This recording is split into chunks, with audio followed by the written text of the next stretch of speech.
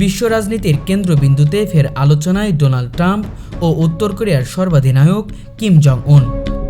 সাম্প্রতিক এক সংবাদ সম্মেলনে যুক্তরাষ্ট্রের প্রেসিডেন্ট ডোনাল্ড ট্রাম্প ঘোষণা দিয়েছেন যে আসন্ন এশিয়া সফরে তিনি কিম জং উনের সঙ্গে সরাসরি সাক্ষাৎ করতে চান।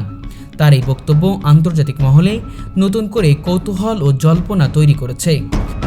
ট্রাম্প বলেন, আমরা মনে করি উত্তর কোরিয়ার সঙ্গে পুনরায় আলোচনায় বসায় সময় এসেছে। এশিয়া সফরের সময় সুযোগ পেলে কিম জং উনের সঙ্গে সাক্ষাৎ করতেই চাই। এই ঘোষণাকে অনেক কূটনৈতিক দিক থেকে এক বড় ইঙ্গিত হিসেবে দেখছেন, বিশেষ করে যুক্তরাষ্ট্র ও উত্তর কোরিয়ার মধ্যে দীর্ঘ সময় ধরে চলা উত্তেজনার প্রেক্ষিতে। বিশ্লেষকদের মতে 2018 সালে সিঙ্গাপুরে ঐতিহাসিক ট্রাম্প কিম বৈঠকের পর দুই দেশের সম্পর্ক কিছুটা উষ্ণ হলেও সময়ের সঙ্গে সঙ্গে তা আবার শীতল হয়ে পড়ে। পারমাণবিক কর্মসূচি ও নিষেধাজ্ঞা দুই দেশের মধ্যে বিরোধ নতুন করে জটিল আকার দেয়। এরই মধ্যে ট্রাম্পের এমন আগ্রহকে অনেকে শান্তি পুনর্স্থাপনের একটি কৌশলগত প্রচেষ্টা হিসেবে দেখছেন। বিশেষজ্ঞরা বলছেন, ট্রাম্প এখন আবার বিশ্ব কূটনীতিতে নিজের প্রভাব বিস্তার করতে চায়, আর কিম জং উনের সঙ্গে দেখা তার সেই প্রচেষ্টার অংশ হতে পারে।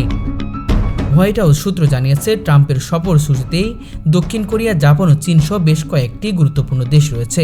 তবে তিনি বিশেষভাবে কিম জং উনের সঙ্গে সাক্ষাৎ করতে চাইলে সেটি কূটনৈতিকভাবে অত্যন্ত সংবেদনশীল সিদ্ধান্ত হবে, কারণ যুক্তরাষ্ট্র এখন উত্তর কোরিয়ার উপর একাধিক নিষেধাজ্ঞা বজায় রেখেছে এবং জাতিসংঘের নিরাপত্তা পরিষদও তার পারমাণবিক কার্যক্রমের উপর নজরদারি চালাচ্ছে। এই অবস্থায় এমন বৈঠক হলে তা বৈশ্বিক কূটনীতিতে নতুন অধ্যায় সূচনা করতে পারে। আন্তর্জাতিক পর্যবেক্ষকরা মনে করছেন, যদি এই বৈঠক বাস্তবায়িত হয় তবে তা শুধু যুক্তরাষ্ট্র ও উভয় ক্যারিয়ার সম্পর্ক নয়, বরং পূর্ব এশিয়ার ভূরাজনীতিতেও ব্যাপক প্রভাব ফেলেছে।